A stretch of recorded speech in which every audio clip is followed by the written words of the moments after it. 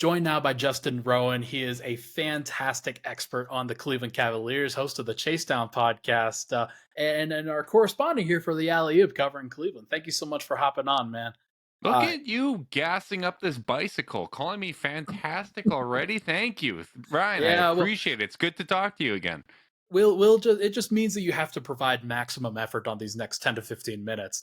I That's, hate you. that's That's exactly what it is. The listeners are like, "Oh wow, he's being nice to his guest," but really, it's putting the pressure on me, and I let's see what you're go. doing, and I don't appreciate it. Let's talk about Cleveland. Hey, here we go. Let's talk about Cleveland. The Cleveland Cavaliers, 5-6 record, kind of some below average numbers in terms of like net rating, offensive rating, defensive rating. Injuries, absences have clearly plagued the team a little bit. What have been some of the health issues that have kind of really run through this team at this point? Because it seems like everybody and their mother's kind of dealing with something right now. Yeah, so unfortunately, Darius Garland had injured his hamstring in preseason. He gave it a go on opening night against Brooklyn. Obviously, re-aggravated at that point and missed the next few games. Jarrett Allen, bone bruise in his foot, missed the start of the season. Has been back for the last 6 games.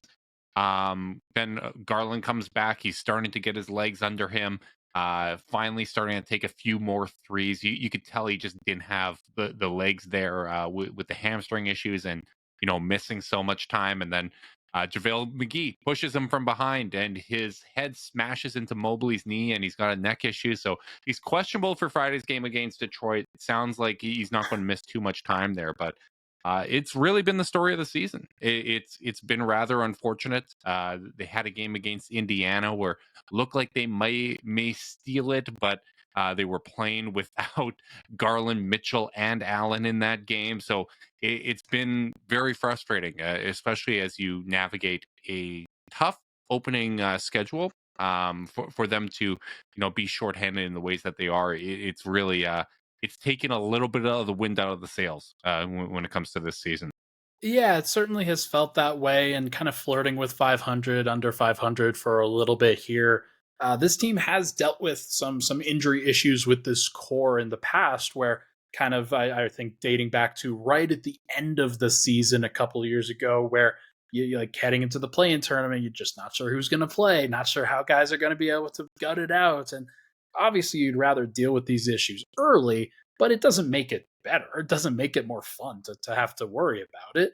uh, how have the new guys fit in? Whether it's George Niang, whether it's Max Struess, I know that that was a big storyline for us heading into the year. Yeah, so I think the one that's really fitting nicely is Max Struess. Max Struess has been phenomenal. You look at the on-off numbers, and it's as good as anybody on the team. The gravity that he has really does make a big difference. He is averaging career highs in points, rebounds, assists, blocks, steals. The gravity is obviously the main thing that everybody focused on, but people wondered, hey, is this guy going to shoot as good in a wine jersey as he did in a red jersey, leaving that Miami Heat culture? And not to discredit what Miami did in terms of player development. I think it's very significant and it played a big role, but this is a guy that seems to have continued to get better.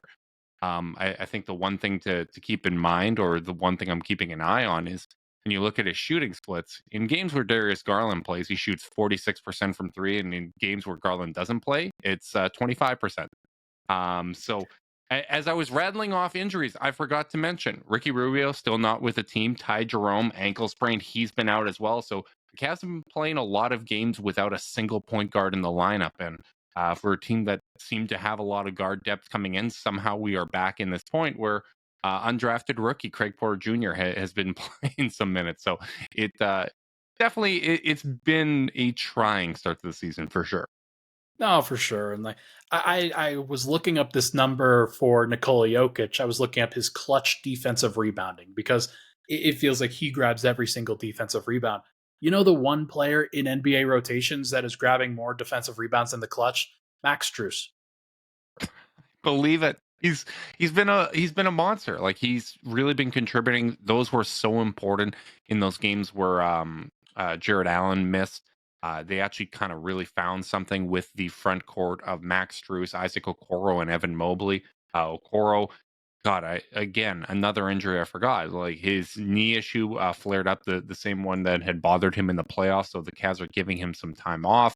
He's once again out against Detroit. So it's been a very, very long list of injuries when it comes to the Cavs. And like I said before, it came in a tough time when it came to schedule. Dunks and threes does a terrific job of the schedule adjusted net ratings, and coming into prior to the Portland game, they actually had played the toughest schedule or second toughest schedule in terms of offenses that they faced. Playing Indiana Mm. twice. The worst offense they've played prior to the Portland game was Sacramento, who had the best offense in NBA history and had De'Aaron Fox return that game. So when you look at their adjusted net ratings and whatnot, it's actually not that bad. They're fifth in adjusted net rating, 11th in offense, and fifth in defense, Huh. which is surprising for a team with a losing record that doesn't really stand out in any way. So if that normalizes, that's great. But I think sometimes what's really important as analytics people that we need to acknowledge is just because you're due for regression doesn't mean it's necessarily going to occur.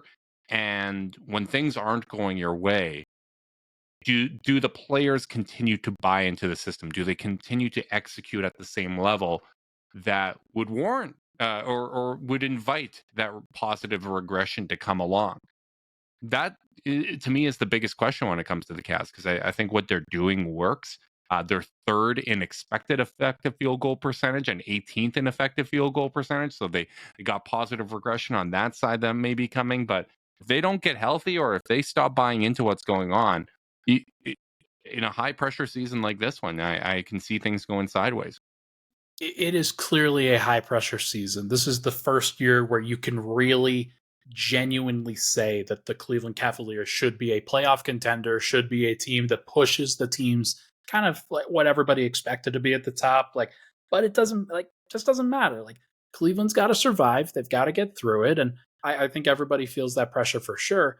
But what you've said and what you've kind of contextualized here is that people have to have a longer term view than just the first 11 or so games of the season. It has to be, hey, let's give this 25 games. Let's see where we're at that point. Are we still dealing with all of these tremendous number of injuries, or are things kind of coming to a head and the team's kind of getting some rhythm together and things are starting to look the way that you envisioned it? I think that there's reason to have faith here.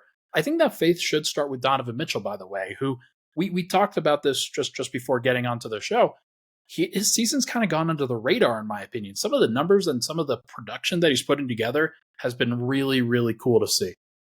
Yeah, he's been tremendous. I mean, he's been as efficient as ever. The defensive effort has been really high. I think that's one of the things you were kind of keeping an eye on going into this year is okay, if the offensive burden is shouldered a little more across the board instead of being such a top heavy team in terms of production, is he going to contribute on the defensive end? And the fact that he's contributing as much as he is with guys being out, with Garland not being himself, with all these guys in and out of the lineup, I think it really deserves a lot of credit. He's giving tremendous effort. I think you're still seeing some of the limitations of him as a primary playmaker and a primary initiator in these games without a point guard, but that's not really what they should be, right? Like so.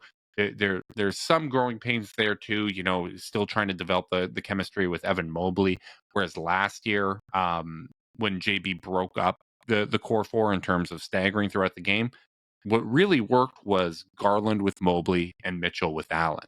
G Mitchell with Mobley without Garland and Allen just didn't work, and to this point, it hasn't worked this season either, in terms of the effectiveness of those lineups, but, sometimes, and you definitely know this as a team that grew organically, in the Denver Nuggets and, really rounded out the rotation and whatnot, sometimes you have to do things that don't work initially, that the results aren't there because it's going to pay off those long-term dividends. It's going to allow you to play a different style in the postseason. You're going to be able to weather the storm of, oh crap, well, Garland got two early fouls, so now we're going to have to do something else, right? Like you have to have that lineup and rotational versatility in order to best prepare for the postseason.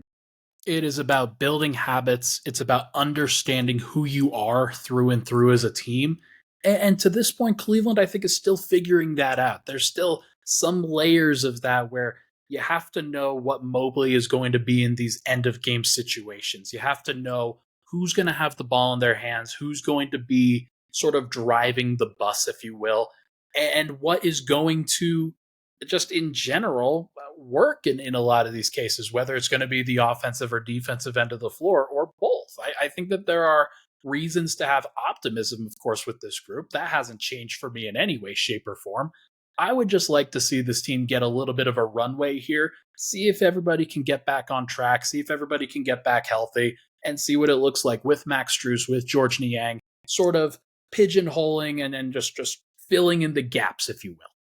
Yeah, it's going to be really interesting, and no one's going to sit here and feel sorry for the Cavs that they've had to go through these injuries, right? Like, I guess one of the bright sides is the Eastern Conference has been very flat. They're 2 games out of the 3 seed. It seems like everybody's got 5 or 6 losses at this point, so they can turn it around. But the schedule doesn't do them any favors either. Like, the biggest thing that they can kind of hang their hat on after this 10-day road trip is that 7 of the next 8 games are going to be at home, but they're tough. I mean, Detroit in season tournament Friday, that's another one of those get right games. You can hope you get back to 500, but then you play Denver. Then you have a back to back against Philadelphia. You travel and play Miami the next day. Miami's coming off of 2 days rest while you're playing 3 games in 4 nights and traveling in between. You got a couple Ugh. days off, then you play the Lakers and the Raptors back to back, and Toronto's going to have a rest advantage, right? Like, this is a real stretch for them where this could be, kind of make or break territory in terms of, we're maintaining that confidence, maintaining that buy-in. So Darius Garland's questionable for Friday. I'm hoping that he's back. If you get one of Garland and Mitchell, I think you can feel pretty confident about what you're going to do against Detroit. And then after that, man, like, every win, if you get a win, it's going to be a quality win because those are all quality opponents. So if they can even go, 3-2 over that stretch and get some good wins, I think that would be something that you could kind of hang your hat on and build some confidence there. In this early portion of the season, it is okay to just survive in advance. It is okay to just feel like you can get just some ground underneath you where you bank a couple wins here or there. As long as you get those done, it's not necessarily about building rhythm at this point of the year. It is more about just figuring things out, getting on the same page, getting on track health wise, and getting everybody kind of comfortable with the idea of playing together. I think that this Cleveland team will be just fine. I know that there are some concerns about the schedule. I know that there are some concerns about the kind of teams that they're going to face. I still believe in this group. I think they'll be a top 4 seed by the end of the year, and we'll still have some of the same concerns by the end, I'm sure. But Yeah. hopefully, we will have some answers as well. Yeah, and ultimately the playoffs are going to be what test this. And there's been concerns about Evan Mobley's performance, but then you look at it. Oh, he's averaging career best in points, rebounds, assists, blocks, steals, free throw percentage. Percentage of unassisted field goals is the best of his career.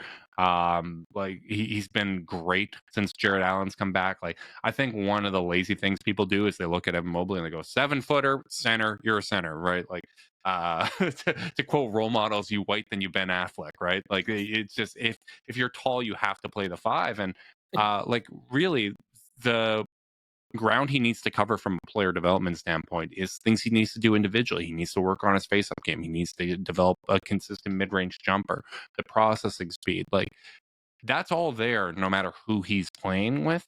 And I think, with the Cavs playing at more tempo, having more options to go to, I think sometimes he's trying to make the right play all the time where he needs to be a little more decisive and assertive, where, this, oftentimes the wrong decision is better than indecision. And I think you're seeing a much better version of Evan Mobley since he's come back. And I would be completely negligent if I didn't shout out probably the most consistent member of the Cavs this season, which has been Karis LeVert. I think he should absolutely be one of the leading Six-Man of the Year candidates. His offense has been great. He's been locked in on the defensive end, night in, night out. He has been incredibly consistent and has really stepped up. as that point of attack defender with Isaac Okoro out. So big shout out to Karis LeVert. Love it. This team, they have a lot of reasons to be excited. I'm sorry. I'm sad that we didn't mention Karras until this point because he does feel like that extra element that a team like a Cleveland needs where, hey, things don't necessarily work out in the first couple of stretches. Karras can definitely bail you out in a lot of different ways. So good player to have. But we're out of time. He is Justin Rowan covering the Cleveland Cavaliers for the Chase Down Pod. Thank you so much for hopping on, man. Really excited to chat again in 6 weeks. Yeah, hopefully things are much better. Appreciate you having me on and looking forward to it, buddy.